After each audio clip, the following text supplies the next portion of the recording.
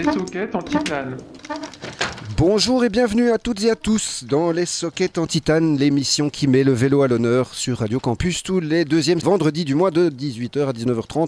C'est donc un immense plaisir de vous retrouver.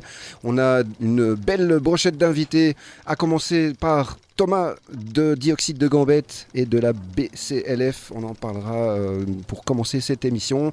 On a également la chronique de la nomade sédentaire. Ça va, Katia? Super. Et Mélodie, évidemment, elle est là. Enfin, je dis évidemment parce qu'elle passe sa vie en vacances. Non, c'est pas vrai. Elle s'est cassé aussi le poignet et elle était aussi en convalescence. En fait, dans les sockets, là, tous les trois, sur 4, on est 3 à revenir d'une fracture d'un os, donc victime de la route, d'une chute à vélo. Et heureusement, on n'a pas que des éclopés dans les sockets, puisqu'on a avec nous également un club sportif, le seul et unique vrai club de cyclisme de Bruxelles, à savoir le Brussels Cycling Team, le BCT, qui sera donc parmi nous et qui nous expliquera comment il se prépare notamment au Bruxelles Tour qui a lieu ce dimanche à Bruxelles, donc les 40 km de Bruxelles. On a aussi en dernière partie d'émission le plaisir d'accueillir le premier échevin de la ville de Bruxelles, Benoît Ellings, qui est l'organisateur du Bruxelles Tour, qui était l'organisateur du Tour de France à Bruxelles l'année dernière.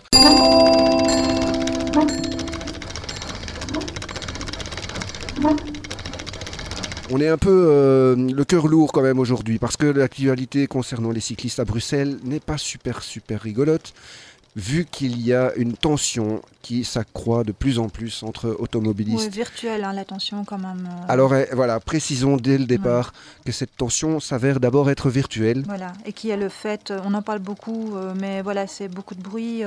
C'est toujours une petite minorité beaucoup plus bruyante que la grande majorité des gens qu'on voit dans la rue. Et il n'y a aucun problème en rue, quoi. Non, mais il y a quand même eu une espèce d'appel au meurtre de cyclistes sur les réseaux sociaux, si on peut dire, et ça, c'est quand même dramatique. Il y a des menaces, il y a des harcèlements, etc., des intimidations, exactement, c'est les techniques. Mais c'est le fait de quelques individus qui ne sont absolument pas représentatifs, évidemment, de la communauté automobiliste, puisque c'est de ça qu'il s'agit. Mais voilà, il ne faut pas non plus... Mais c'est bien de recadrer un petit peu et de resituer ça, quoi. Mais tu le feras certainement à travers ta chronique. Volontiers. Mais moi, ce que j'ai toujours envie de dire dans cette confrontation des usagers de la route entre donc cyclistes et automobilistes, c'est que je ne suis jamais qu'une petite souris, là où eux sont des gros éléphants finalement. Donc le rapport de force, il est quand même biaisé dès le début, vu que il ne risque pas grand chose, mais moi j'en risque quand même vachement plus. Ils risquent de perdre leur liberté. Oula, on va aller haut alors ce soir, si j'ai bien compris, Mélodie, avec un débat tout en philosophie. Exactement, très philosophique. Mais oui, et d'ailleurs tu sais qu'il y a un philosophe qui disait que le vélo c'est le seul truc qui permet de marcher, d'être assis tout en étant en mouvement. C'est ça. Donc, pourquoi être assis? C'est pour réfléchir. Et la philosophie, ce n'est jamais qu'un art de s'asseoir pour mieux avancer et réfléchir à des choses. C'est pour ça qu'on médite si bien à vélo. C'est vrai en plus. Oui. C'est le seul moyen d'être assis tout en avançant. C'est le vélo. Bon, on est super philosophique aujourd'hui. C'est pour s'élever un peu de ces tensions primaires et de ces querelles qui malheureusement sont là, mais sont, comme tu disais, pas représentatives de ce qu'on peut retrouver aujourd'hui entre les automobilistes et les cyclistes. Et Katia, tu nous en parleras d'ailleurs dans pas très longtemps.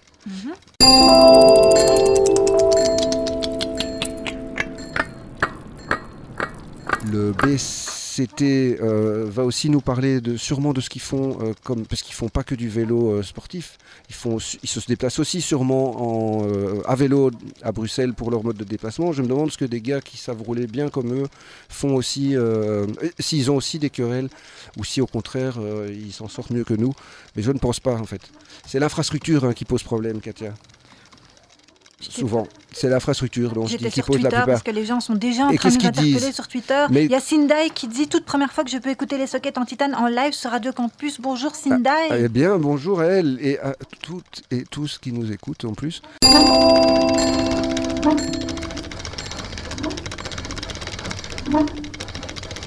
comme tu disais, ça a chauffé dans les médias cette semaine, avec toutes les tensions qu'on a observées sur les réseaux sociaux. Ou dans la rue, en effet. Ces derniers jours, les médias ont beaucoup parlé des tensions qui s'observent sur les réseaux sociaux, du moins entre cyclistes et automobilistes. Je dis sur les réseaux sociaux du moins, car en ce qui me concerne, et je sais que beaucoup de véloteurs seront d'accord avec moi, dans la vraie vie, je constate que mes trajets à vélo dans Bruxelles n'ont jamais été aussi agréables et sûrs que depuis que ces nouvelles infrastructures existent et que nous sommes si nombreux à nous déplacer à vélo dans la ville. Bref, tension sur les réseaux sociaux, disions-nous. Quand on y regarde de plus près, on constate que ce sont souvent les mêmes critiques, les mêmes arguments, entre guillemets, qui reviennent de part et d'autre d'ailleurs. Oui, d'ailleurs, de part et d'autre, ça veut dire quoi? Dans le camp des automobilistes et dans le camp des cyclistes? Oui, alors là justement, j'aimerais qu'on recadre un petit peu les choses. On parle généralement des cyclistes et des automobilistes, laissant entendre qu'il existe deux camps bien distincts. Or, je pense qu'on a tendance à oublier le fait que la plupart des véloteuses et des véloteurs, autrement dit des personnes qui se déplacent à vélo, quotidiennement ou non, possèdent eux aussi une voiture et sont dès lors, par définition, aussi des automobilistes parfois. Il se trouve que ces personnes, à un instant T, seront perçues comme des cyclistes parce que, pour ce trajet, elles ont préféré prendre le vélo plutôt que la voiture, pour des raisons qui les regardent. Si tu leur demandes, ces personnes te répondront le plus souvent que le vélo est plus rapide pour le trajet qu'elles sont en train de faire, tout simplement. Ah ouais, d'ailleurs, il y a sûrement des gens autour de la table qui ont une voiture ici. Non, personne va se balancer. Quelqu'un a une voiture ici? Non, personne. On n'est pas représentatif non. ici. Non. Enfin, si, en fait, moi j'en ai une. Donc 1 sur 4. Et moi, j'en ai un dans mon ménage, mais moi, personnellement, je n'en possède pas. Moi, j'en ai plein, j'ai des cambios. Je choisis le modèle que je veux conduire quand j'en ai besoin. Et moi, j'en ai une pendant j'en ai eu plein, moi, pendant très très longtemps, mais aujourd'hui, j'en ai plus. Mais voilà, on est... Donc, sur 2 sur 4 ici, on a le permis. Vous avez le permis, les deux? Non. On est 3 sur 4 à avoir le permis. Voilà, déjà une idée reçue démontée, les cyclistes n'ont pas le permis. Donc il n'y a pas une bande, un groupe de gens cyclistes et un groupe d'automobilistes. Ça ne marche pas comme ça. Non, et ça marche aussi dans l'autre sens, en fait. Qui te dit que ce monsieur ou cette madame dans sa voiture utilise cette voiture pour tous ses déplacements? Qui te dit que ce jour-là, il ou elle n'a pas préféré sortir sa voiture parce qu'elle était plus pratique pour lui ou pour elle? Si ça se trouve, cette personne, tu la croises généralement chaque jour sur ta piste cyclable, sur un vélo, jusqu'aujourd'hui, elle avait besoin de prendre une voiture pour des raisons qui la regardent. Bon, après, il y a des personnes qui, comme moi, dans une autre vie, prennent la voiture pour tout et n'importe quoi. Mais bon, ça, c'est une autre histoire. Et puis, parmi tous ces automobilistes convaincus, n'oublions pas qu'il y a aussi tous ces futurs cyclistes qui s'ignorent. Bref, tout ça pour dire, je crois qu'on doit juste apprendre à se regarder mutuellement autrement, à laisser tomber les a priori. Ok, on a compris. Bref, ce que je veux dire, c'est que on a tendance à mettre les gens dans des cases absolument, tu vois, cyclistes ou automobilistes. Et ces cases n'existent tout simplement pas. Nous croisons des personnes sur la route, une route qui se partage en respectant chaque usager, quel que soit le mode de transport choisi ce jour-là. Arrêtons de qualifier les gens par leur mode de transport, c'est ridicule. Les cyclistes ceci, les automobilistes cela. Un con restera un con, qu'il soit dans une voiture, sur un vélo ou dans un tram. C'est vrai, non ? Ou en trottinette. Ou en trottinette, ou à pied, ou... Enfin voilà, quand t'es con, quoi. Enfin, je veux dire, voilà, c'est prouvé scientifiquement. Bref, donc il peut arriver qu'un automobiliste distrait nous coupe la route, bien sûr, ça arrive, ou nous dépasse de trop près. Ceci dit, je reste convaincue que dans la majorité des cas, il s'agit plus de distraction, voire d'ignorance, que de véritable malveillance. La distraction est condamnable, ceci dit, surtout au volant d'un engin d'une tonne. Les smartphones en sont bien souvent à l'origine. On vous voit chipoter sur votre téléphone, vous savez, quand on vous dépasse. Mais l'autre motif à l'origine de ces incivilités, dont on parle moins, c'est l'ignorance. Combien de conducteurs savent-ils que le code de la route leur impose de laisser au moins 1 mètre entre leur voiture et le cycliste lorsqu'il dépasse? Combien savent-ils que 2 cyclistes ont parfaitement le droit de rouler à 2 de front en agglomération, pourvu que le croisement avec un autre véhicule soit possible? Combien savent-ils que les cyclistes ont le droit, oui, le droit, de franchir le feu rouge lorsque les petits panneaux appropriés sont apposés sur le dit feu?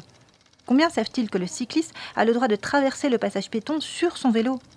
Combien savent-ils que le cycliste a le droit, et parfois même l'obligation, de remonter une file de voitures par la gauche?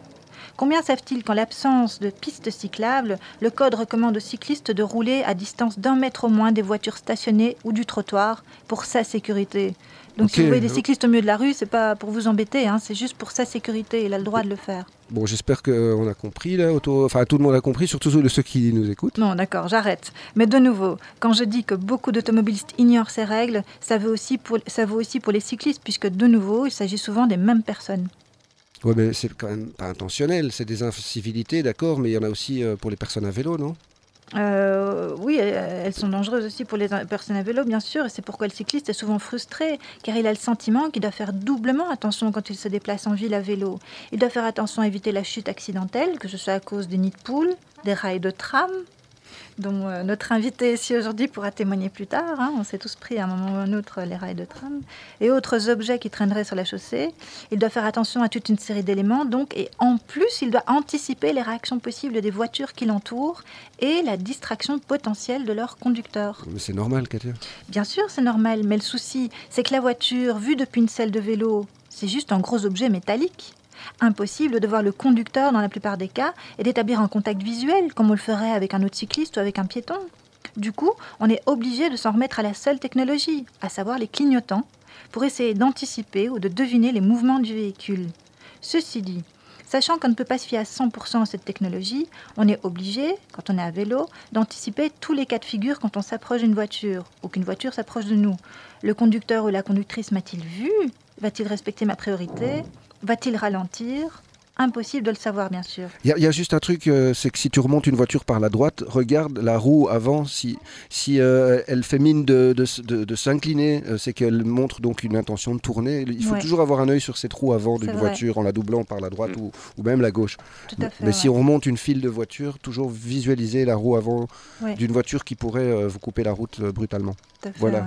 Et toujours, essayer quand même de garder une distance. Moi, j'ai eu le coup un jour, j'avais pourtant les yeux rivés, la file était à l'arrêt, mais il y en a un qui a juste perdu patience dans la file et d'un coup, il a déboîté, mais juste devant moi, et j'ai eu la peur de ma vie. Voilà. Heureusement, je gardais une distance en doublant ces voitures par la gauche aussi, quoi. Heureusement, oui. Mais oui. Alors à vélo, on est obligé de se comporter en tablant systématiquement sur le pire des cas de figure, c'est-à-dire qu'en cas de doute, je veux dire si on a le moindre doute, on l'oublie notre priorité. Oui, t'as un dicton là-dessus d'ailleurs. Voilà, mais j'ai pas fini, Clément. Ah bon ? Moi, si je ne suis pas absolument certaine que le conducteur m'a vu ou va respecter ma priorité, je préfère m'asseoir dessus. Sur ma priorité, hein, pas sur le conducteur. Quitte à m'arrêter pour le laisser passer. Et donc, effectivement, Clément, j'ai un dicton à ce propos. Mais il n'est pas de toi, ce dicton. Non, arrête. T'as un qui me copyright. vient de Bilouk, ce célèbre cycliste youtubeur. Il va me détester s'il m'entend le qualifier de youtubeur, mais tant pis. Bilouk, je t'aime. Son dicton, c'est « Des cyclistes prioritaires, il y en a plein les cimetières ». Sympa, hein ? Oui, c'est joyeux, hein. Bon, c'est pas très drôle, mais ça a le mérite d'être clair et percutant. Comme une voiture qui te renverse. Et quelle serait ta conclusion percutante après toutes ces choses qu'on a entendues cette semaine à propos des tensions entre les usagers de la route ? Alors, je voudrais faire passer un message, ou plutôt 4 messages. Bilouk a déjà répondu, hein. Il n'est pas youtubeur, il a dit. Oh, Bilouk, tu m'écoutes ? J'ai oublié d'envoyer mon tweet à Sindai, du coup. Je le ferai après. Donc voilà, je voudrais faire passer 4 messages, en fait. Aux véloteurs, d'abord, ou plutôt aux personnes qui se déplacent à vélo. Ah, petite interruption, me revient à l'esprit que c'était l'anniversaire de Bilouk cette semaine et aussi d'auprès de ma selle, Julie. Donc voilà, bon anniversaire à tous les deux. Fin de la petite parenthèse. Donc, mon message aux véloteurs d'abord, ou plutôt aux personnes qui se déplacent à vélo. N'oubliez pas de prendre du plaisir et de saluer les autres cyclos dans le sas vélo. C'est un super endroit pour faire des rencontres. Et peut-être quelqu'un a déjà dragué dans le sas vélo ici. Tout le monde a déjà dragué ou se fait draguer en sas vélo. Non. Enfin, ils sont sages. Bon. Mais tu nous donnes Mais des tu idées. peux nous raconter comment tu dragues dans une autre émission, je raconterai toutes mes rencontres. Alors, donc, mon deuxième message s'adresse aux automobilistes, ou plutôt aux personnes qui, à un instant T, ont décidé de faire un déplacement en voiture, ainsi qu'à ces futurs cyclistes qui s'ignorent. On sait bien que c'est pas évident pour vous, et que vous aussi, vous devez redoubler de vigilance avec tous ces vélos. Mais réjouissez-vous. Parmi ceux-ci, combien de voitures en moins sur la route ? Imaginez si on rangeait tous nos vélos à la cave et que demain, on reprenait tous la bagnole. Bref, souriez aux cyclos et ils vous souriront en retour. Mon troisième message s'adresse aux journalistes. De grâce, Pitié, n'exacerbez pas le débat et les tensions. Contextualisez. Par exemple, certains automobilistes se sentent frustrés. Leur voiture leur coûte beaucoup d'argent et malgré tout cet argent, ils n'avancent pas. Ils sont coincés dans les embouteillages et se font dépasser par des personnes à vélo. Ils ont l'impression d'être lésés, convaincus qu'ils sont de payer seuls les routes avec les taxes routières et autres. Informer, expliquer qu'ils se trompent et que les infrastructures routières sont financées par tous les citoyens. Donner la parole aux uns et aux autres, c'est bien, mais il faut continuer à le faire. Enfin, pas tout le monde quand même. Si on peut éviter de donner une voix à ceux qui encouragent la haine et la violence, qu'elle soit verbale ou physique, ce serait déjà bien. Fin de la petite parenthèse. Bref, plutôt que de surfer sur les clichés pour faire du clic ou de l'audience, plutôt que d'exacerber les clivages à coups de sondages qui n'ont aucune valeur, si vous les analysiez, ces tensions, afin de peut-être les apaiser. Le dicton dit « ignorance engendre haine ». Les personnes qui ne se sont jamais déplacées à vélo en ville ne peuvent pas comprendre, et c'est normal, la réalité du véloteur. Alors expliquez et démontez les mythes pour que cette haine de la part de cette vilaine minorité disparaisse. J'ai un dernier message pour les automobilistes pas contents. Enfin, je sais que la plupart d'entre vous n'a rien contre les personnes qui se déplacent à vélo à Bruxelles. Certains parmi vous trouvent même ça chouette. Je sais que vous lisez sans doute avec stupéfaction et horreur les commentaires parfois choquants de certains. Ne tombez pas dans le panneau. Ne les laissons pas nous monter les uns contre les autres. Nous sommes tous dans une voiture ou sur un vélo, dans le même bateau, sans un mauvais jeu de mots, avec un même objectif, aller du point A au point B. Que vous soyez mécontent de la situation des embouteillages à Bruxelles est une chose, et vous avez raison de vous exprimer. Mais de grâce, ne vous trompez pas d'ennemi. Si vous êtes coincé dans le trafic, regardez bien autour de vous, à gauche, à droite, derrière, et surtout devant vous. Qu'est-ce que vous voyez devant vous, juste devant vous? Est-ce vraiment un vélo?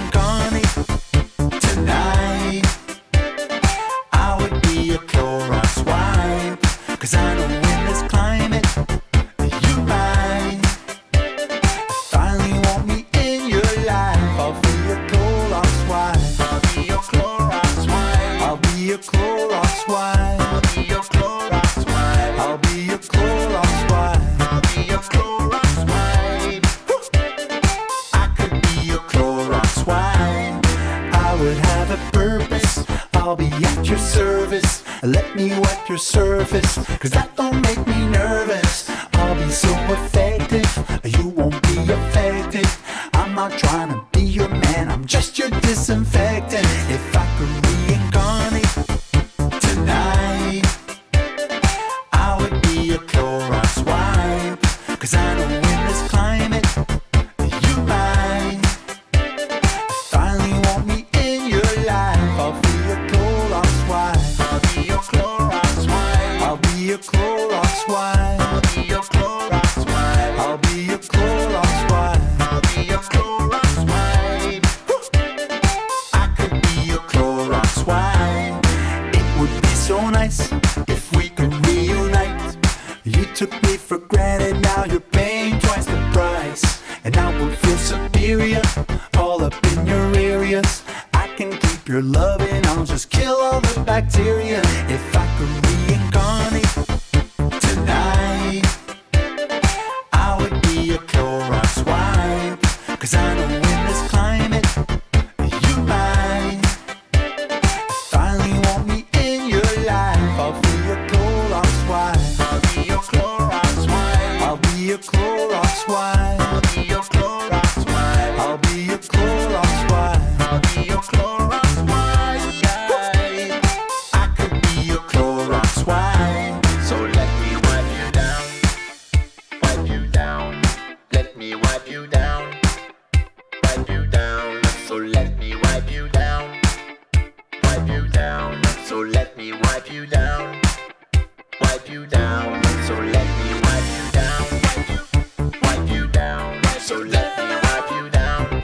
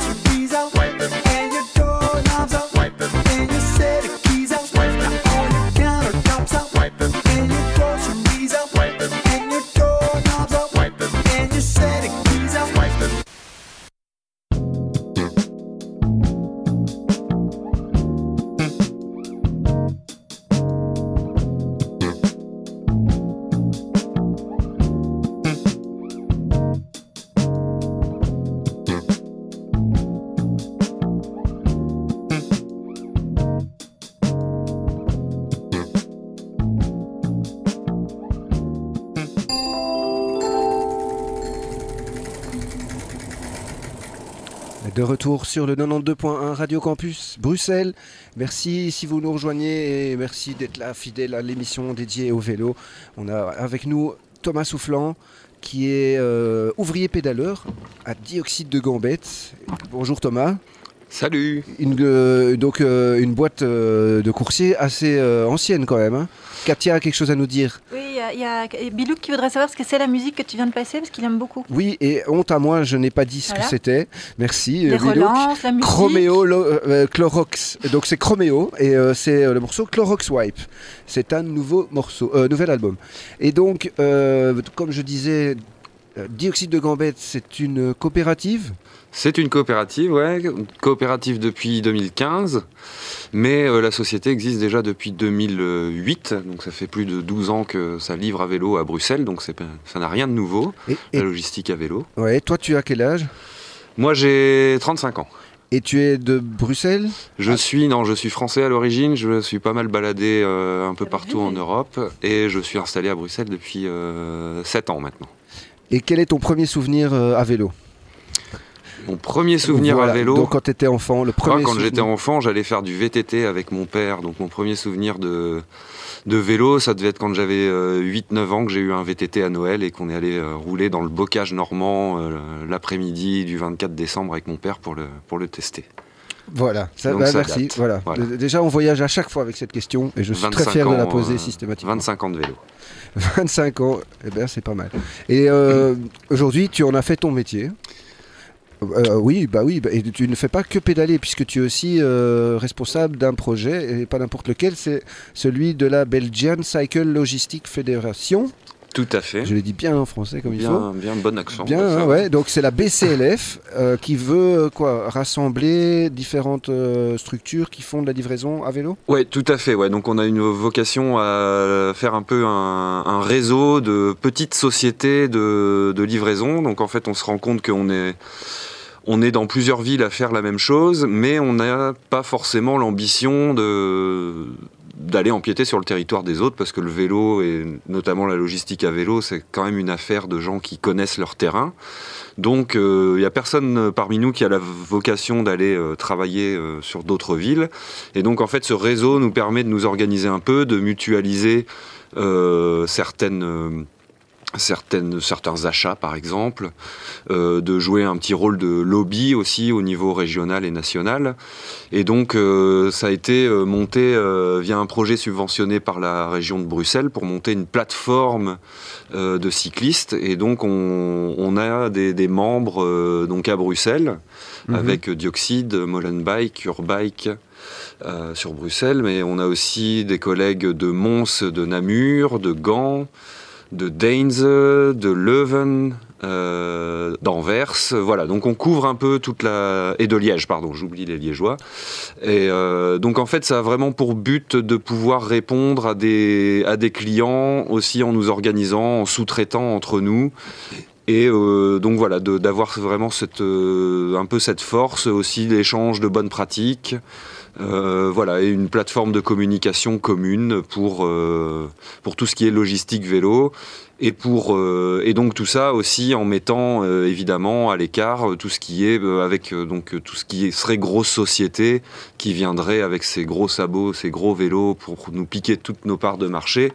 L'idée c'est un peu de défendre chacun nos petits territoires aussi. Donc n'importe qui ne peut pas être membre de ce c'est pas fait pour Uber Eats et ce genre de truc, c'est ça que tu veux dire. C'était d'ailleurs la coopérative étant une réponse à ça. Tout à fait.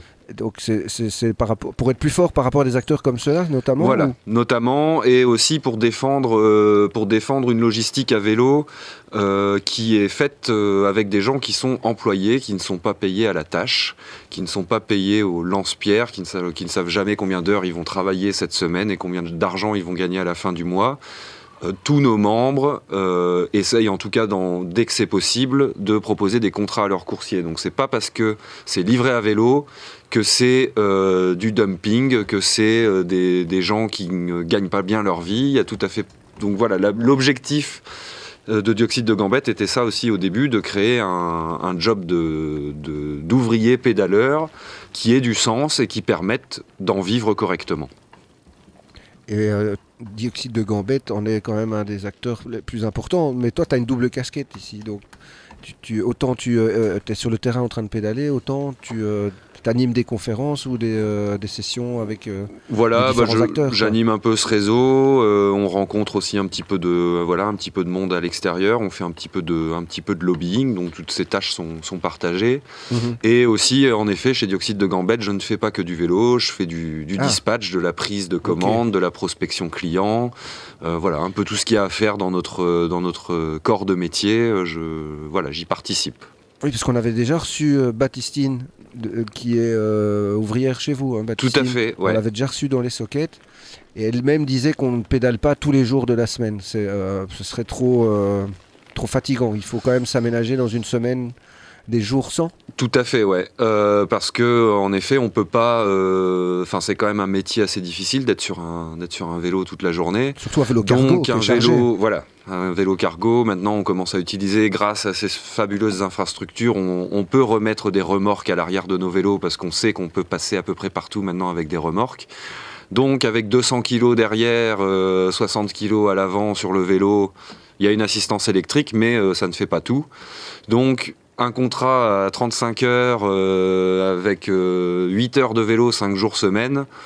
On garderait les gens 6 mois et puis après il faudrait renouveler. Donc nous on est sur des contrats, la plupart de nos ouvriers sont sur des contrats de 20 heures qui leur permettent de rouler le matin 4 jours par semaine et d'avoir une autre activité à côté ou de se dire moi avec mes 1000 balles par mois je suis bien et ça me suffit et voilà, donc ça dépend des personnes mais la plupart se contentent de ce revenu et quand on vit à vélo avec 1000 euros par mois ça va très bien quand on n'a pas toutes les dépenses liées à l'automobile, au parking et tout ça, si on fait un peu attention à là où on fait ses courses.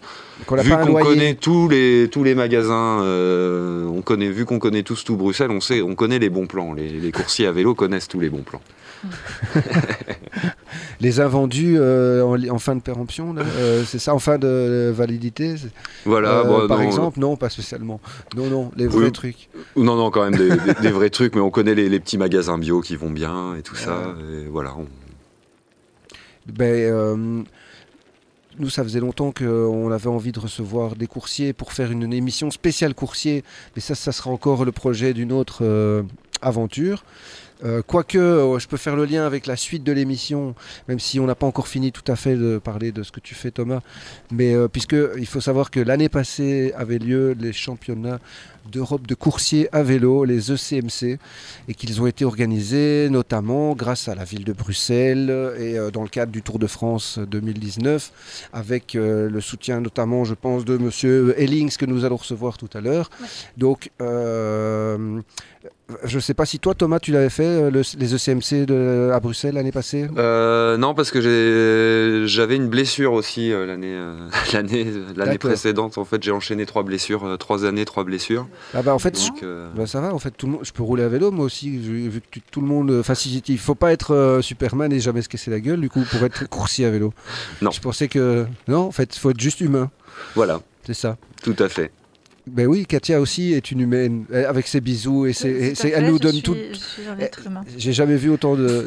Tu serais la Annie Cordy du vélo à Bruxelles, tu sais, avec ta bonne humeur. Ben oui, parce qu'on n'arrête pas de dire d'elle, qu'elle était joie et bonne humeur tout le temps. Et toi, quand je vois tout ce que tu partages sur les réseaux sociaux, alors que les gens veulent s'entretuer,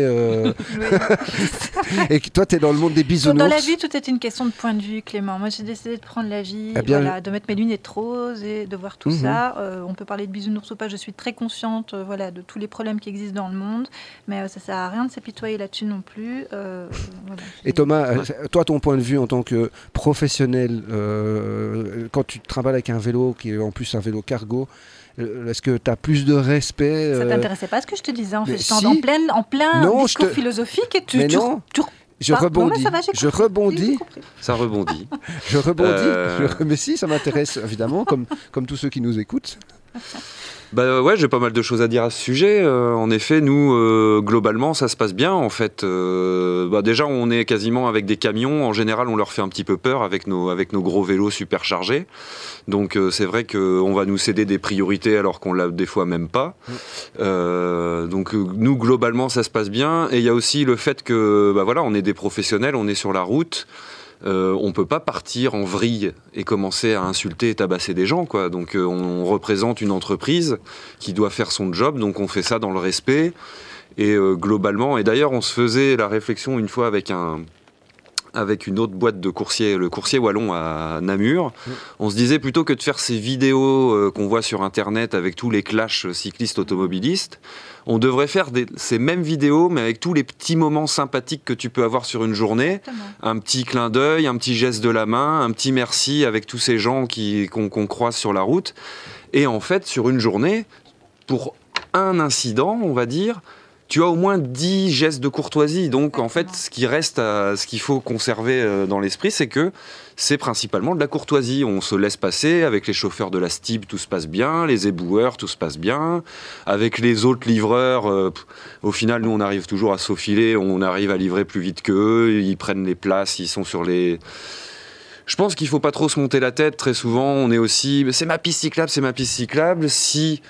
Si c'est pas dangereux de la quitter, de jeter un petit coup d'œil derrière l'épaule et de se dire tant pis, je quitte ma piste cyclable, j'ai pas besoin de faire un scandale parce qu'il y avait quelqu'un sur la piste cyclable et que ça m'a pas plus gêné que ça, quoi. Donc voilà, je pense qu'il faut que chacun fasse un petit travail sur soi-même pour rester cool, quoi. Exactement.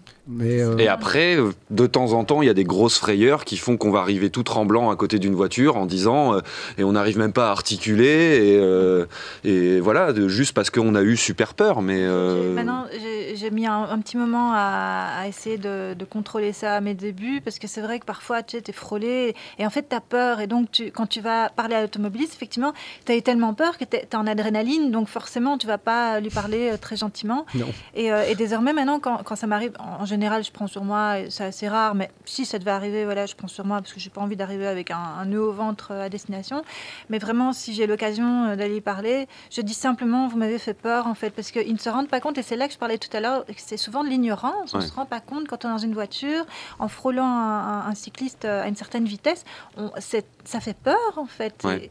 Et voilà, donc à partir du moment où tu dis à la personne vous m'avez fait peur, 9 fois sur 10 il va s'excuser et il fera plus attention la prochaine fois. Voilà, ouais. Il faut vraiment les journalistes informés, quoi. Il faut apprendre à se connaître les deux modes de déplacement, quoi. Moi, à titre personnel, je suis bien plus méfiant sur une petite route en Brabant wallon quand je fais mes sorties vélo le week-end qu'en ville où au final je roule à 30.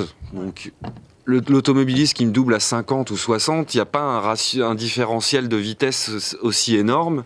Donc même s'il frôle, ça passe encore. Par contre, quand tu roules dans une petite route du Brabant wallon et que tu te fais dépasser par des gens alors qu'il y a une voiture qui arrive en face et qui te dépasse à 110, là ça fait vraiment peur, quoi. Ouais.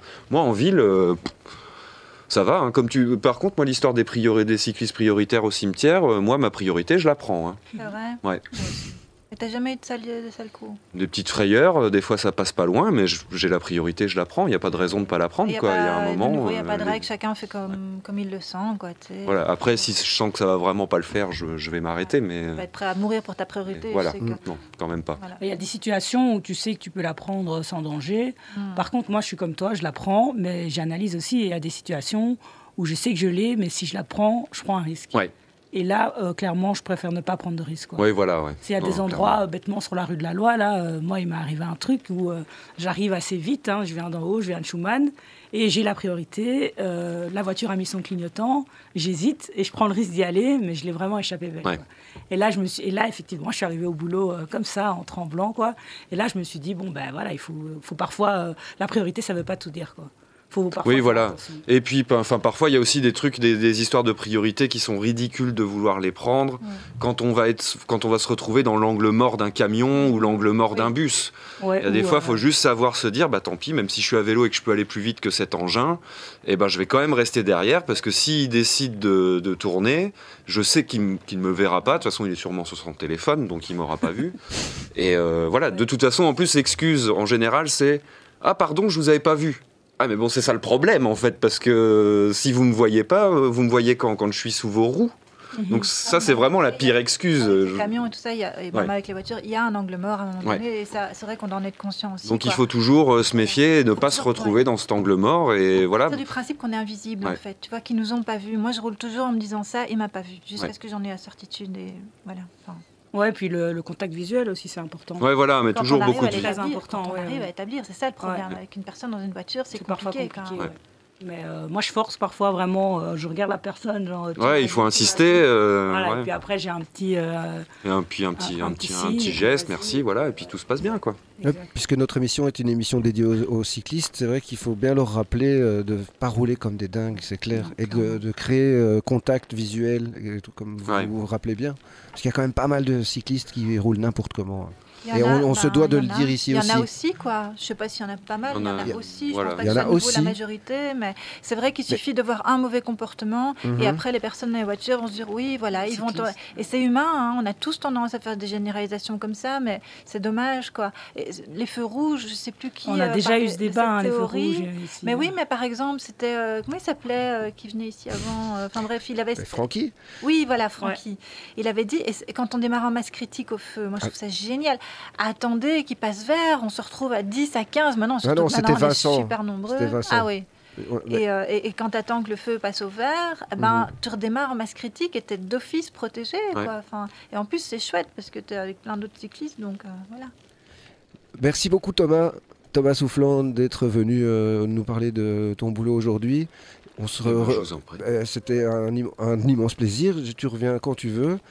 On va mettre. Je finis juste un truc là-dessus. Justement, par rapport au boulot, là, on a livré cette semaine. On a dû faire plus de 450 livraisons qui sont parties dans toutes les écoles de Bruxelles. Et le matériel, en fait, c'était une campagne de Bruxelles Mobilité et de la police. Et donc on a livré des bannières pour faire respecter la zone 30 devant toutes les écoles. Donc toutes les écoles primaires et maternelles de Bruxelles ont reçu une bannière respect zone 30. Donc voilà. C'était quand ça on a livré cette semaine, donc maintenant il faut que les directeurs installent tout ça. Mais sur les 19 communes, on avait 450 livraisons à faire cette semaine. Donc voilà, j'en profite pour remercier s'il y en a de mon équipe qui écoutent. Merci à tous pour le boulot parce qu'on a fait une belle semaine là. Oulite, elle a fait ça, Baptistine, elle a participé aussi. Ah, Baptistine a livré presque 100 écoles à elle toute seule, je pense. Oh ouais, mais elle est trop forte. Voilà. 100 écoles, sérieux? Ouais, je pense. Elle a dû tenir les comptes, elle te le dira. Waouh. Baptistine, tu peux nous mettre sur Twitter combien t'en as livré, s'il te plaît?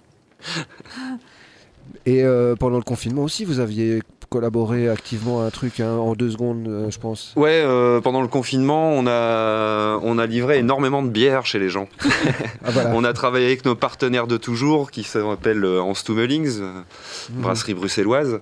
Et on avait, je pense, à un moment, quasiment 100 caisses de bière à livrer par jour, au mois d'avril-mai. Ça a très bien marché.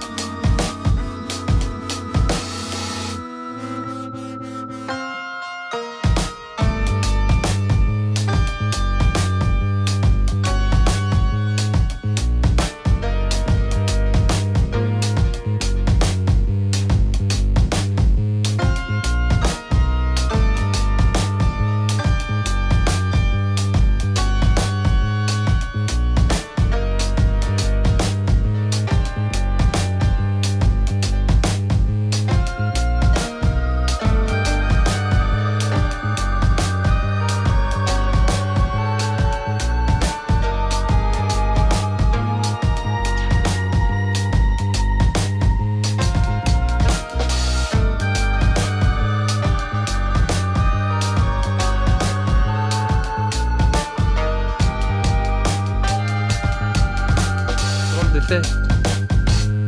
On s'écoutait Calibro 35, le morceau c'était Automata, et juste avant, eh bien, nous avions la présence de Thomas Soufflant de Dioxyde de Gambette et du BCLF. Et maintenant, nous avons 2 nouveaux invités en studio, et c'est Stéphane et Rocco du BCT. Le BCT, c'est le Brussels Cycling Team, c'est ça? Bonjour.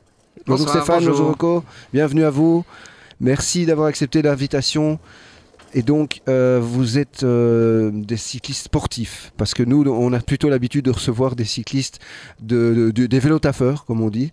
Et c'est toujours chouette de recevoir aussi des sportifs, parce qu'on n'est peut-être pas nous assez, hein, Katia? Moi, je n'en connais pas des cyclistes sportifs. Je suis très impressionnée devant vous. Je ne sais pas comment je vais vous parler. Je sais pas. Vous faites aussi du vélo quotidien? Mais oui, mais oui. Sport, juste pour situer un peu. Moi, maintenant, je ne fais plus de quotidien, mais j'ai travaillé un moment à Forêt, Audi. Je faisais tous mes trajets à vélo. Et t'as arrêté? Je vais à Leuven, maintenant c'est plus loin, donc c'est quand même... T'as la F3. Ouais, lui, c'est 1 heure d'un sens, 1 heure de l'autre, ouais. Mais... Bah, pour toi, tu roules super vite. Moi, je l'ai fait en 1 heure. Toi, tu fais ça en 20 minutes. Non, je plaisante. Non. Ok. Non, bienvenue. Mais donc, et Rocco, toi, tu travailles... tu vas à vélo au travail? Non. Pour l'instant, non. Cette année, en fait, je n'ai pas roulé du tout parce que j'ai eu des soucis en vélo, des soucis de santé et je n'ai pas roulé. De toute façon, oui, j'ai roulé presque toute ma vie en vélo et j'ai cette très grande passion pour le vélo et tout ça. Et tu roules plus du tout maintenant? Non, pour l'instant, non. Cette année, ça fait 6 mois que je ne roule pas parce que j'ai eu des soucis physiques. Mais, ça va revenir. Oui, bien sûr.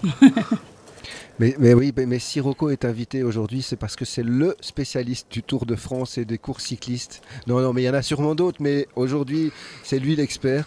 Hein, et comme malheureusement Pascal n'est pas là pour donner le change, ben je ne sais pas comment on va faire, parce que moi j'ai beau regarder le Tour de France tous les jours depuis le début là. On va poser des questions d'ignorants Toto, ouais, des ignorants. Moi j'ai aucune idée. Vous faites, je sais pas moi, c'est combien. Vous êtes capable de faire combien de kilomètres en une journée, par exemple? On a un mec qui fait de l'ultra dans notre groupe. Hein. Il a fait Panache. Il a fini deuxième à Panache. J'ai un ami qui a fait Panache aussi. Ouais. Et il a fini deuxième. Ouais. Armin, spéciale dédicace à Armin, s'il nous écoute. Il a commencé le vélo quotidien à Bruxelles il y a 1 an avec Swapfit électrique. Vous voyez? Ouais. Avant ça, il faisait pas de vélo du tout. Et après 1 an de Swapfit électrique, même pas d'entraînement, le mec, il s'est entraîné genre 2 mois avant la course. Il a fait Panache. Il s'est acheté un vélo gravel et paf, il a fait Panache aussi, quoi. Il y a pas de ça. C'est chouette. Impressionnant, hein?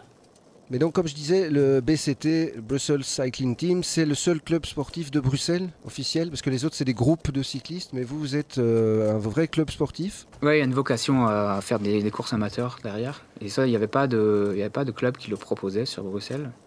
Et du coup, il y a un groupe de copains qui a eu l'idée de créer ce Brussels Cycling Team. Ça fait longtemps que ça existe? C'est depuis 2016. Ah ouais. En fait, c'était des Italiennes, un Espagnol, des Français et un Belge qui on s'est retrouvés en allant en vélo presque partout ici dans la ville. Mais on avait envie de faire des courses parce que tout le monde il venait des autres pays où on avait déjà roulé et fait des courses. Et alors, on a essayé, avant on a demandé à beaucoup de monde si on était possible d'avoir une section pour faire des courses dans des autres équipes et tout ça. Ils ne nous ont pas accepté et à ce point-là, on a créé cette équipe de ce Cycling Team qui est devenue un ASBL déjà en 2018 et de jour à jour, ça devient... Et c'est mixte? Il y a des femmes et des hommes ou c'est seulement des hommes? Il n'y a pas beaucoup de femmes, mais elles sont les bienvenues. Elles sont les bienvenues, oui, bien sûr. Il y en a combien?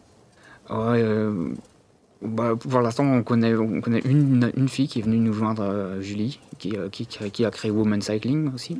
Et elle est venue avec nous. Et il y a peut-être OK, ouais. Il y a eu des femmes qui nous ont joints pour des entraînements quand même. Nous, quand on sort, on fait des entraînements très longs, très vite, avec des moyennes. Vous faites combien de moyennes, justement? C'est ma question. C'est variable. On a une boucle le mardi, il y a un segment, c'est 25 km, et on fait ça en 36 minutes, donc ça fait 41. Ah ouais, Moi, c'est ce que je fais sur l'avenue du Jardin Botanique. Ouais, c'est ça, en descendant. Ouais, sans pédaler. Hein. 41 km/h de moyenne. Ouais, ça c'est vraiment le segment. C'est 40 ans de ça, moi. Ouais. Mais la moindre sortie maintenant, c'est à 30. Et vous vous entraînez combien de fois par semaine? 2, 3, Presque tous les jours. 3 fois. Oui. Ouais, on a le calendrier il est chargé en juillet-août. Hein, parce que, il y a du bon temps. Ouais, il y a du beau temps, il y a des journées qui sont longues. Et les enfants sont à droite, à gauche. Donc et vous faites le BXL Tour dimanche? Bien sûr, ouais. Moi aussi. Vous êtes préparé pour? Pas à 40, hein. Je suis dans les derniers, moi. Je parais que là. Vous partez dans la catégorie des pros, j'imagine. Ouais, on a dans la catégorie master, ouais. Oui, Stéphane, elle va... Ouais, toi, tu peux pas cette année. Non, cette année, non. Ah oui, master, carrément. Pas cyclo, la meilleure catégorie cyclo. Non, eux, ils sont chez les masters. Ouais, carrément, chez les grands, quoi, qui partent à 8h du matin, c'est ça? C'est 9h. À 9h, ouais. Moi, c'est à 10h, tranquille. Et là, c'est 40 km, et c'est quoi l'objectif?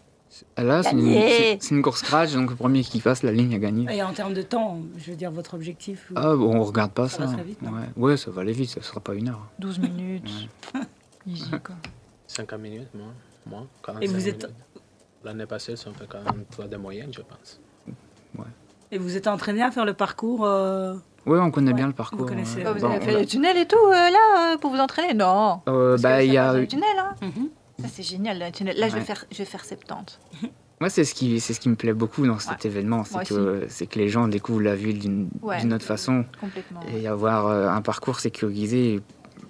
Bon, nous, en course, quelque part, on a l'habitude d'un circuit fermé, mais pour que tout à chacun puisse le vivre, c'est vraiment chouette, quoi. C'est chouette, hein. Ouais. Ouais, je l'avais fait l'année passée aussi, et j'ai trouvé, parce que tu redécouvres Bruxelles sous un autre angle, c'est vrai que tu peux pas prendre les tunnels à vélo, et là, paf, tu prends les tunnels, tu prends les grandes avenues, et ils avaient très bien fait, j'espère qu'ils vont faire pareil cette année, à Excel, au niveau du boulevard, pas très loin d'ici, Général Jacques, les rails de tram qui se croisent dans tous les sens, là, ils avaient recouvert pour éviter justement que la chute collective, et ils avaient bien recouvert ça, j'espère qu'ils vont refaire la même chose dimanche, hein. On va demander après à notre prochain invité si... Il ne l'avait pas fait pour le Tour de France qui était à Bruxelles l'année passée, justement obstruer les rails de tram pour empêcher les chutes. Je crois que c'était pour le Tour. Et il l'avait fait pour le BXL Tour aussi. Et à propos du Tour, Rocco, qu'est-ce que tu penses de ce qui se passe en ce moment? Comment tu trouves le Tour 2020? Je pense que c'est un tour très équilibré. Et je pense que les favoris, c'est Primož Roglič, le Slovène, là. Qu'il y a quelque chose en plus contre la montre aussi dans la montée, mais quand même il y a un groupe de 10 coureurs qui sont dans 1 minute et demie. Et il y a encore 8 étapes et tout ça peut passer. Et 8 jours il reste, hein, c'est ça. Et il y a eu quand même Greg Van Aert, là, le Belge, qui a quand même fait aussi du bon boulot jusqu'à présent. Oui, lui, c'est quelqu'un qui essaie toujours de faire son mieux. Là, il est un puncher, il n'est pas quelqu'un qui peut gagner le Tour de France, mais quand même, il peut essayer de gagner des étapes. Et c'est quelqu'un qui essaie toujours, si c'est sur le Tour de France ou d'Italie ou n'importe quelle course dans le monde, lui, il est quelqu'un qui essaie toujours. Moi, j'aime bien ces mecs-là. Il est quelqu'un qui donne beaucoup quand il est sur le vélo. Et d'ailleurs hier, il y a eu une espèce de polémique avec Peter Sagan, qui dans le sprint final a un peu joué du coude. C'est toi ton avis? C'est que c'était un réflexe de peur de se prendre une barrière comme Jacobson au Tour de Pologne, ou au contraire c'était quelque chose de plus vil que ça, de plus malin? Je pense que lui maintenant, cette année, il n'a pas encore gagné, alors il est un peu sous pression. L'autre jour, c'est vrai qu'il est resté un peu bloqué entre Van Aert et les barrières, mais quand même, il a un peu exagéré. À 70 km, si tu touches l'adversaire, un peu fâché, tout ça, ça peut créer des problèmes, comme c'est passé au Tour de Pologne avec Jacobsen. Et c'est quand même, c'est quand même pas facile, hein, ce milieu du cyclisme professionnel. C'est pas facile, surtout quand je suis pas du tout le Tour de France et ces choses-là. Donc, c'est quoi vos vélos? Peut-être ça me dira quelque chose. Vous avez quoi comme vélo? Vous avez plusieurs vélos Moi, j'ai plusieurs vélos. Ouais. C'est quoi? J'ai trop de vélos.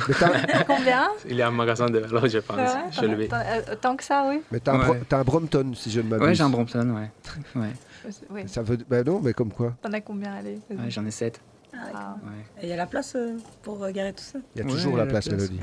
Ouais. Toi aussi, t'en as plusieurs? Moi, j'ai 2 vélos. 2 vélos? 3 vélos. 3 vélos. Que des vélos italiens. Ah bah oui, évidemment. Mais toi, tu n'es pas italien. Non, je suis italien. Ah si, ok, c'est pour ça. Si. Un tout petit accent. Un petit peu, si. Bon, ben, je sais pas, je n'avais pas demandé. On peut penser que je suis espagnol aussi. Mais... On pourrait. Ouais. Et votre premier vélo? Un gitane. Ah, ouais. Ouais. Ah non, j'ai eu un motobécane 3 vitesses bleu. Ah ouais. Ouais, un vélo course, comme dans le petit Nicolas. Là. Ah ouais. C'est Et vous beau, Avec le la dynamo, les garde-boue chromés, c'était drôle. Un petit Colnago qui mon père m'a acheté quand j'avais 13 ans, avec qui j'ai terminé l'école secondaire. Et ça, c'était ton premier souvenir à vélo, c'est Colnago? Ou ton premier souvenir à vélo, c'est quoi, si tu te souviens? Je ne sais pas si tu connais, il avait un coureur italien, les 90, qui s'appelle Gianni Bugno. Et moi, à l'époque, j'avais 6 années. Et j'adorais ce mec-là. Et en fait, il avait le petit vélo de ma sœur qui... C'était très grand et moi, j'ai roulé dessous. Et autour du table, dans la cuisine, j'ai gagné, j'ai levé les mains.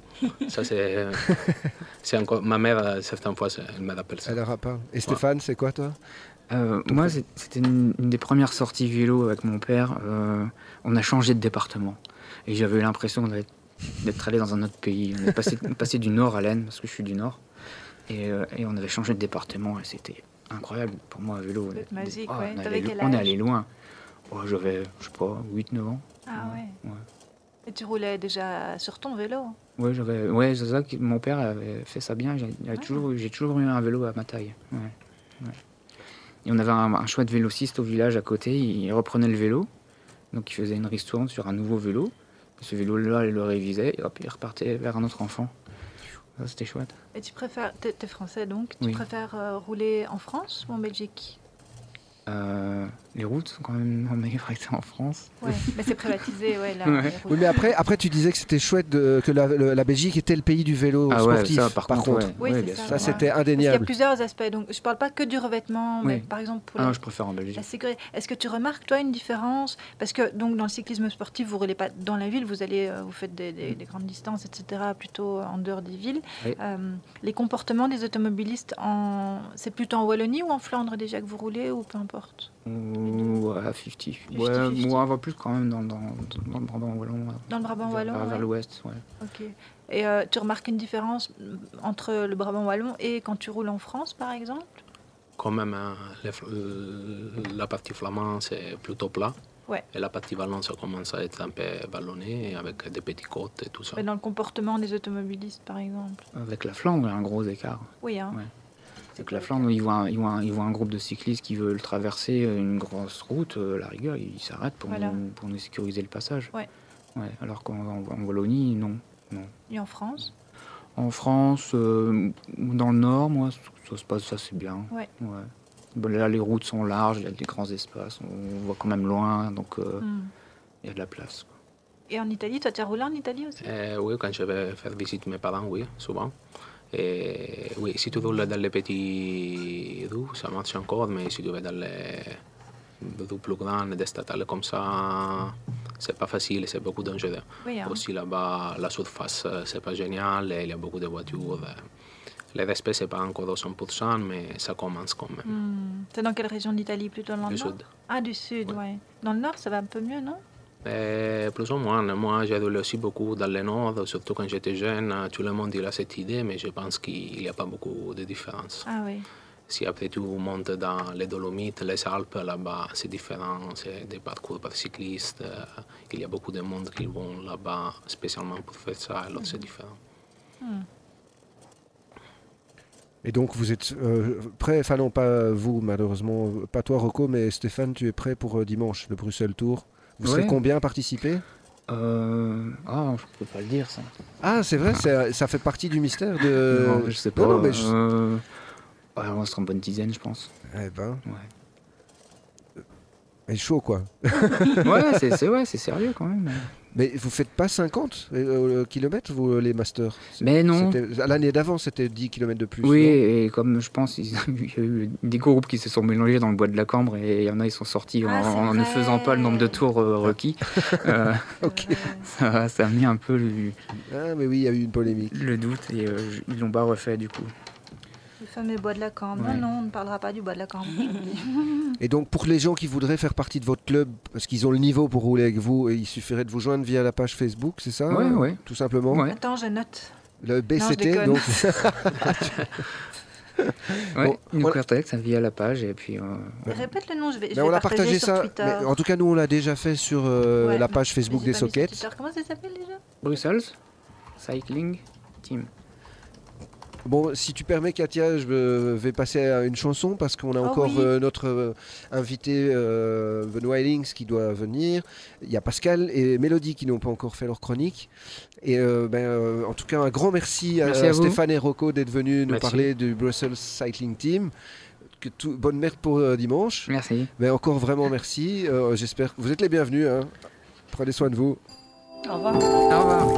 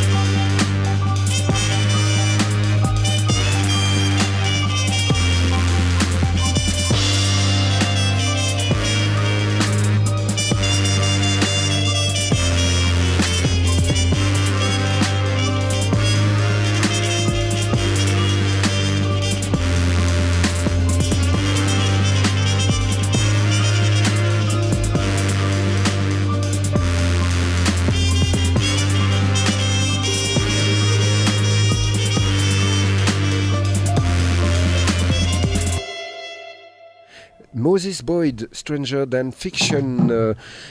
Voilà, vous êtes évidemment sur Radio Campus et c'est l'émission dédiée au vélo de Bruxelles, puisqu'il y a Pause Vélo qui est en Suisse. Et nous, on veut que tous les gens qui galèrent à Bruxelles pour se déplacer se rendent compte que parfois le vélo, c'est quand même vachement plus pratique. Et qu'on n'est pas anti-voiture, au contraire, des fois il en faut une, c'est vrai, mais peut-être pas tout le temps. C'est ce sur quoi on essaie de réfléchir ensemble. Et Mélodie, elle, a réfléchi à quelque chose dont elle va nous faire part. N'est-ce pas, Mélodie? Exactement. Mélo ou vélo? Merci de me laisser la parole. Alors, je vais peut-être paraître un petit peu redondante par rapport à ce qui a été dit tout à l'heure, notamment dans la chronique de Katia. Mais voilà, moi, c'est déjà un plaisir de revenir en studio avec vous, parce que c'est vrai que ça fait quand même longtemps que j'ai pas vu vos têtes en vrai. Donc déjà, ça me fait plaisir. Mais voilà, cette semaine, moi, je voulais parler de quelque chose qui me tient particulièrement à cœur et qui est, ces temps-ci, enfin surtout cette semaine, devenu un petit peu un sujet putaclic dans les médias. Donc, si vous me suivez sur les réseaux sociaux, vous aurez sans doute remarqué que moi, je suis pro-vélo. Petite dédicace à la SBL, mais loin d'être anti-voiture. Évidemment, je suis pro-vélo et je dois tout le temps le répéter. D'ailleurs, je fais un petit clin d'œil à Arnaud Collard qui, dans sa carte blanche l'année passée, a dit quelque chose qui m'a beaucoup touchée, beaucoup interpellée. C'est une carte blanche qui est parue dans Le Vif le 1er mars 2019. Alors il dit « Nous, les cyclistes urbains quotidiens, sommes les pionniers d'une mobilité différente dans une ville pensée quasiment exclusivement pour les voitures. Une ville où il est presque plus facile pour les travailleurs d'acquérir une voiture de société qu'un abonnement de transport en commun. Une ville qui peine lentement à offrir un salutaire espace partagé plus équitablement entre les différents moyens de transport. » Alors, mon point de vue à moi, qu'il soit partagé ou non, il est assez simple. En tant que cycliste, évidemment, moi je suis pour les aménagements cyclables, pour la mobilité douce, mais surtout pour la multimodalité dans des centres urbains et forcément dans une ville comme Bruxelles.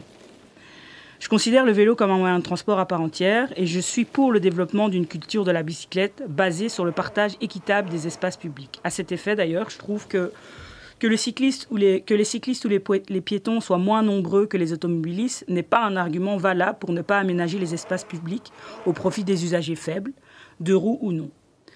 Que certains cyclistes ne respectent pas le code de la route n'est pas non plus un argument valable pour ne pas aménager les espaces publics au profit des usagers faibles, des deux roues ou non. Bref, ce que je veux dire par là, c'est qu'il existe à mes yeux aucun argument valable qui justifierait qu'aujourd'hui, dans une ville comme Bruxelles, on n'emménage pas des espaces dédiés à la mobilité douce. Pourquoi ? Parce qu'aujourd'hui, la ville et les milieux urbains ont changé. Alors que plus de 80% de l'espace public est réservé à la voiture, les citadins ne se déplacent plus comme avant. Et si je ne m'abuse, avant tout, la ville, elle appartient à tout le monde. Le changement, il est arrivé soudainement, on peut même dire brutalement. Et la récente crise sanitaire a fait évidemment accélérer les choses. Mais tout ça, en fait, de base, c'était prévu, c'était annoncé, c'était prévisible. D'un côté, je remercie la crise sanitaire car nous, en tant que cyclistes, on ne pouvait plus attendre. On avait besoin d'espace, on le revendique depuis longtemps, et on avait besoin de cet espace sécurité, de pouvoir rouler en sécurité. Mais d'un autre côté, je suis assez attristée, car à l'heure actuelle, aux yeux de certains, mon discours est devenu un discours politique.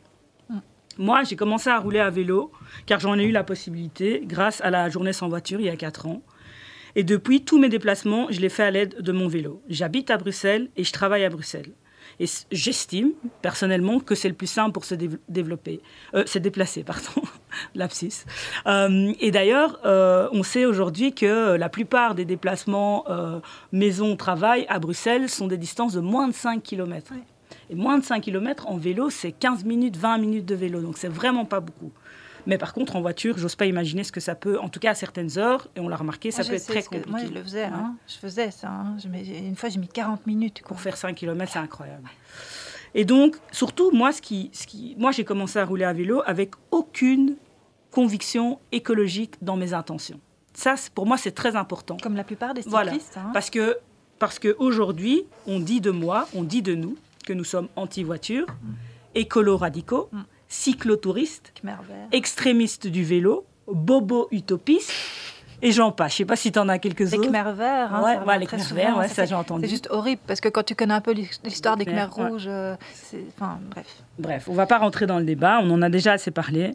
Mais voilà, moi je le disais dans un post sur ma page Facebook cette semaine, moi je ne comprends pas. Je ne comprends pas cette haine entre automobilistes et cyclistes. Je ne comprends pas cette agressivité.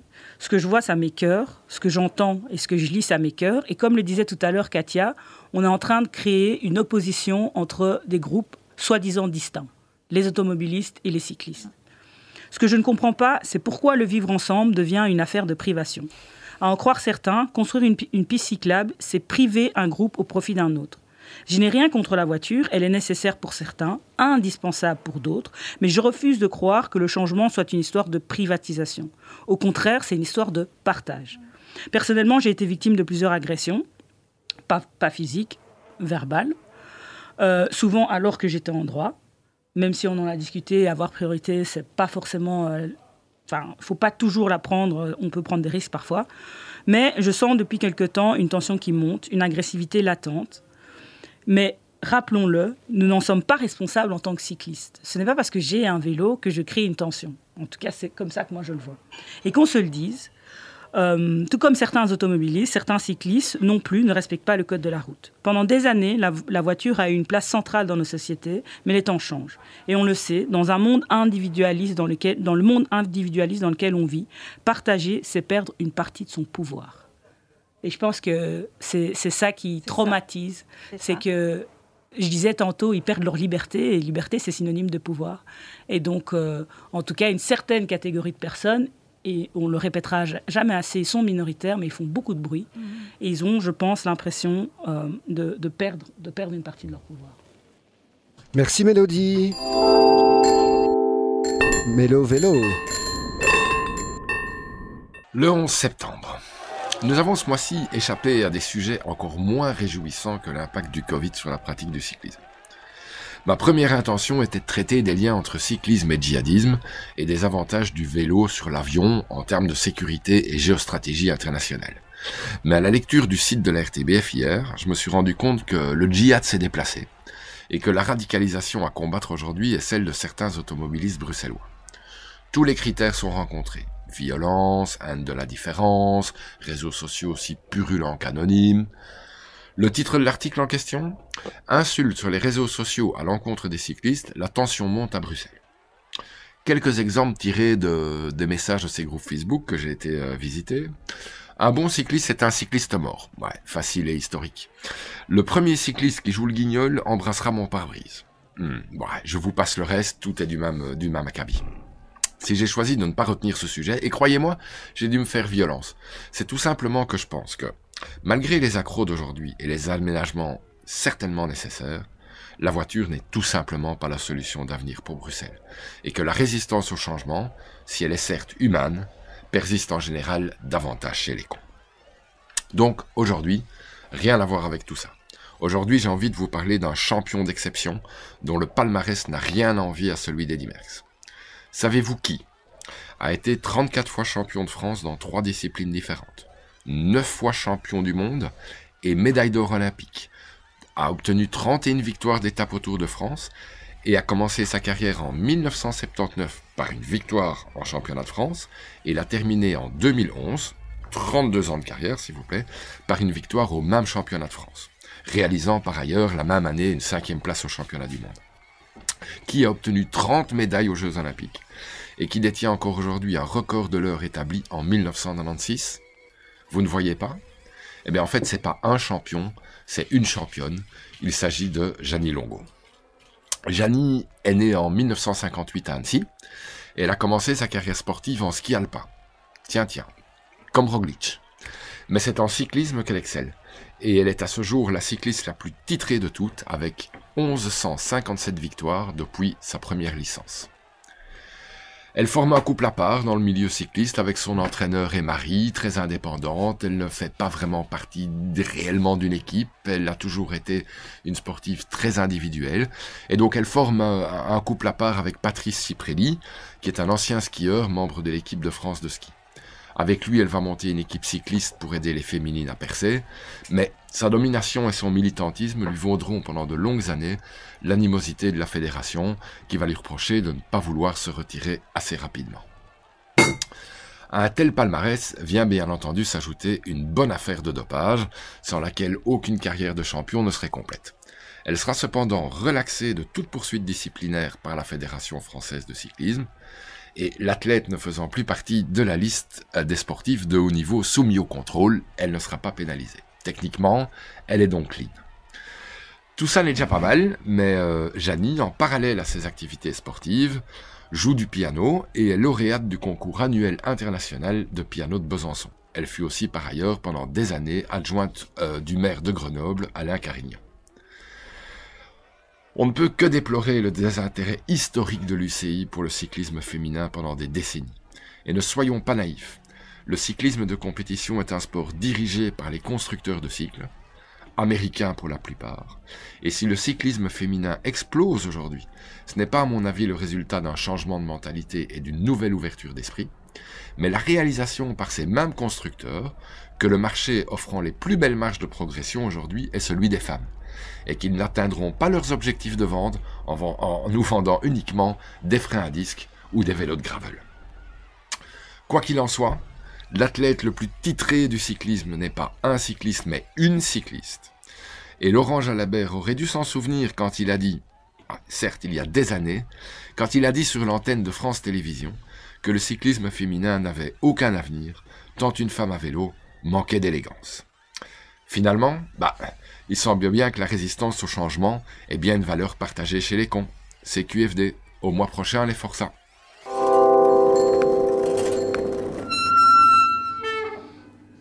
Nous voilà de retour et merci donc à Pascal pour cette chronique. Très jolie chronique. Oui, bravo Pascal. Et donc sur Janie Longo en plus.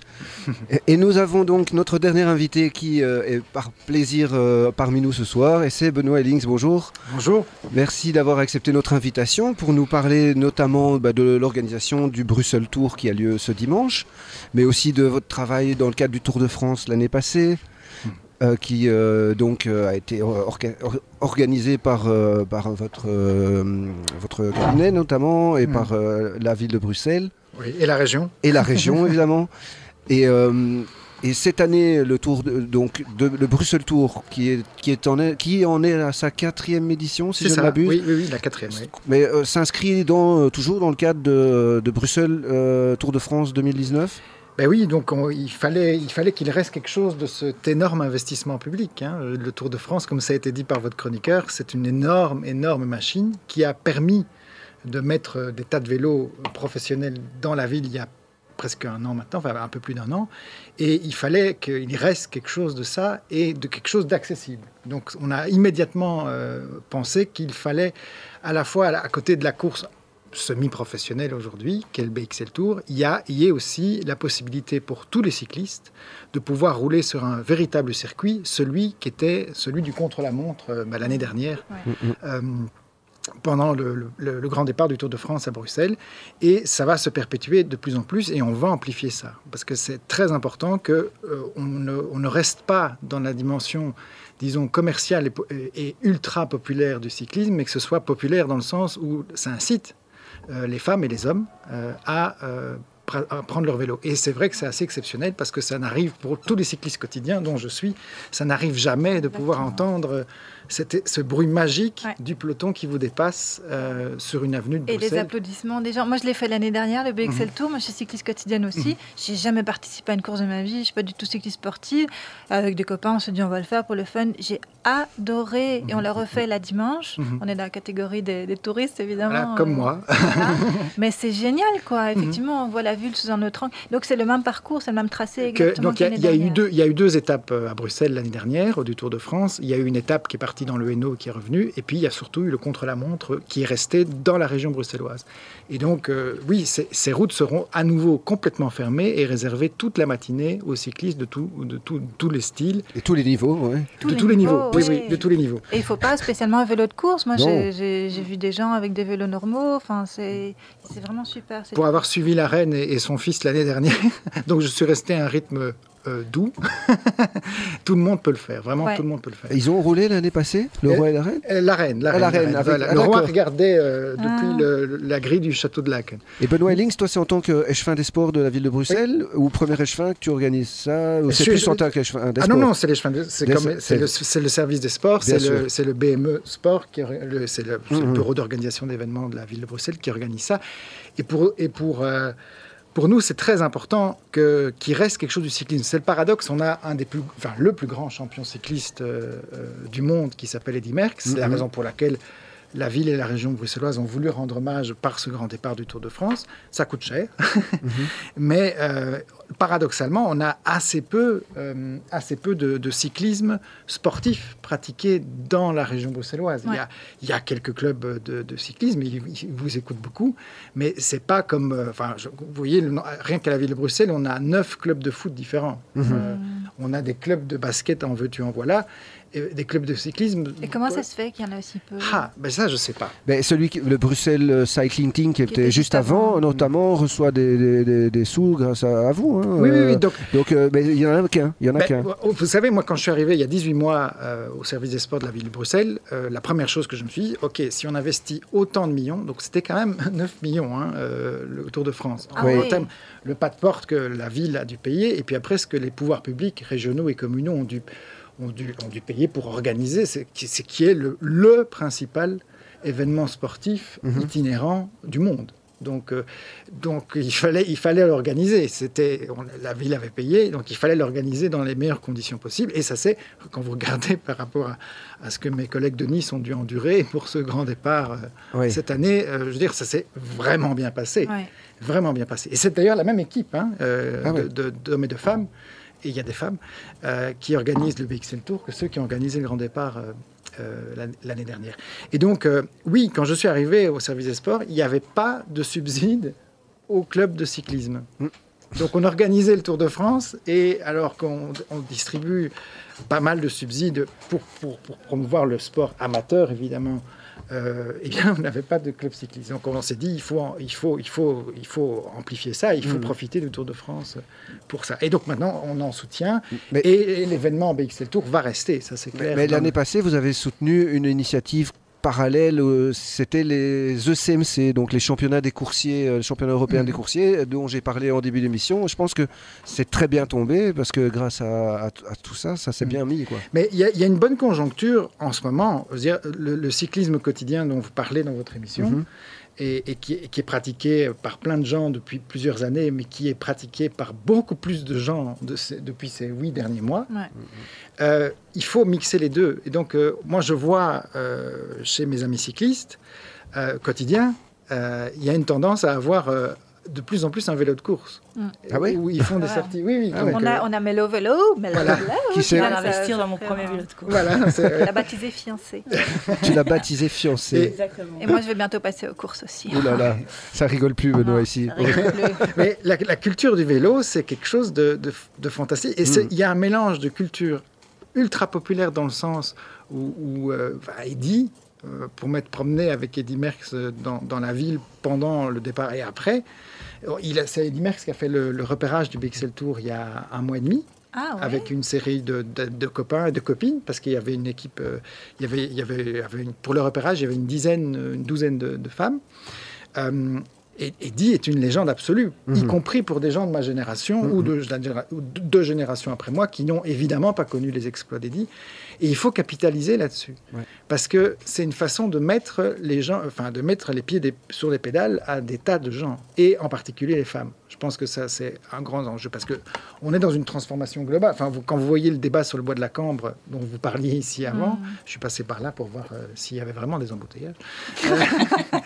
Il y en avait pas. Les gens d'urbaine, ces embouteillages. Oui, il n'y en avait pas, mais il y a un déclic qui est en cours. Et j'aurais jamais cru, je suis écologiste, il y a 20 ans, qu'il y aurait un moment, ce basculement à Bruxelles qui semble être définitif. Et ça, c'est pour ça qu'il faut maintenir des événements populaires, accessibles à tous, comme le BXL Tour. Et on veut vraiment l'amplifier. Alors cette année, évidemment, c'est plafonné à 2500. Participants, on en avait 4000 à cause du Covid, parce qu'on ne voulait pas se mettre dans des situations où où une activité organisée par la région par la ville de Bruxelles soit une source de contamination, ça c'est hors de question. Donc il y aura des box de 400, un peu comme les gens qui vont manifester pour les soins de santé l'après-midi, si ce n'est qu'ici ils seront à vélo. Et voilà. Mais l'année prochaine, on espère qu'on aura un vaccin, on espère qu'on pourra au minimum qu'on aura appris les gestes barrières et qu'on pourra accueillir un plus grand nombre de personnes. Mais on voulait 6 000. On voulait 6 000. Et l'année passée, c'était combien ? C'était 4 000. Et on veut arriver à un événement de la même ampleur que les 20 km pour la course à pied, pour le BXL Tour, parce qu'il y a du potentiel. Question purement pratique. L'année dernière, vous avez très bien recouvert les rails de tram sur le voie Général Jacques. Ça sera pareil? Normalement, c'est la même chose. Oui, génial. Parce que j'ai pas envie de me péter là. Non, et il y aura. Enfin, c'est une vraie course cycliste. Hein, donc il n'y a pas d'interaction avec le trafic automobile. C'est ça, ouais. C'est ça qui est fabuleux. C'est ça, la ville est à nous en fait pendant. Exact. 50 minutes parce que je vais le faire en 50 minutes, non. Bien sûr. C'est une masse critique de rêve en fait. Ouais. avec des gens en lycra. Avec un peu de compète quand même. Hein, avec de la compète, oui, parce qu'ils aiment ça en fait, les cyclistes. Ouais, moi j'adore. C'est comme les 20 km, hein, vous voyez, les gens s'entraînent aux 20 km 3 mois avant les 20 km. Et puis il y a un monde de dingue, c'est 40 000 personnes les 20 km. Moi, je pense qu'il y a du potentiel, alors peut-être pas 40 000, mais l'année prochaine, si, avec tous les nouveaux cyclistes qu'il y a là depuis 8 mois, c'est la folie. Donc, on va devoir trouver un autre endroit. Il va falloir doubler. Oui. Mais c'est l'objectif, hein. Parce que si des gens commencent à se mettre à vélo, évidemment, c'est plus facile de s'entraîner à courir à pied que de s'entraîner à vélo. Mais il ne faut pas s'entraîner pour le BXL Tour. Moi, je suis absolument, à part que je fais du vélo quotidien, bien sûr, mais j'ai fait aucun entraînement comme les gens qui courent les 20 km, justement. Donc, monsieur et madame tout le monde peuvent vraiment le faire et s'inscrire l'année prochaine. C'est vrai. En touriste total, la reine, enfin, je veux pas, Sa Majesté, je veux pas vous offenser, mais je suppose qu'elle va pas s'entraîner régulièrement non plus à faire de la course. En tout cas, elle l'a fait. Je ne sais pas si elle s'est entraînée. Mais voilà, elle a participé. Donc, tout à fait. Voilà. Mais en tout cas, merci beaucoup Benoît d'avoir pu nous parler du Bruxelles Tour. Ben oui, il est déjà 29, on doit rendre l'antenne dans 1 minute puisque le WhatsApp va. Mais c'est vraiment un grand plaisir et c'est dommage que ce soit complet et qu'on puisse plus se rajouter dans le Bruxelles Tour parce que je suis sûr que si ça avait été ouvert encore aujourd'hui, ce soir il y aurait eu un pic d'inscription grâce à nous. Et ben voilà. Mais pour l'année prochaine. Rendez-vous l'année prochaine. Ben oui, franchement. 2020. Et ce sera là au mois de mai. Ah ouais. On l'a décalé, voilà. Mais pas juin. Fin mai, début juin. Ça, oui, comme d'habitude. Voilà. Mais il fera beau. Le mois prochain, ne manquez pas, hein, on aura Elke van den Brandt en studio avec nous, qui vient, si vous voulez aller voir les réseaux sociaux, je viens de voir elle a publié un magnifique message, dans la même veine de l'émission, pour justement, à propos de cette haine, de cette petite minorité qui fait beaucoup de bruit. On y revient le mois prochain, très, très Katia. Merci beaucoup Benoît Links, merci Katia, Mélodie. Au revoir.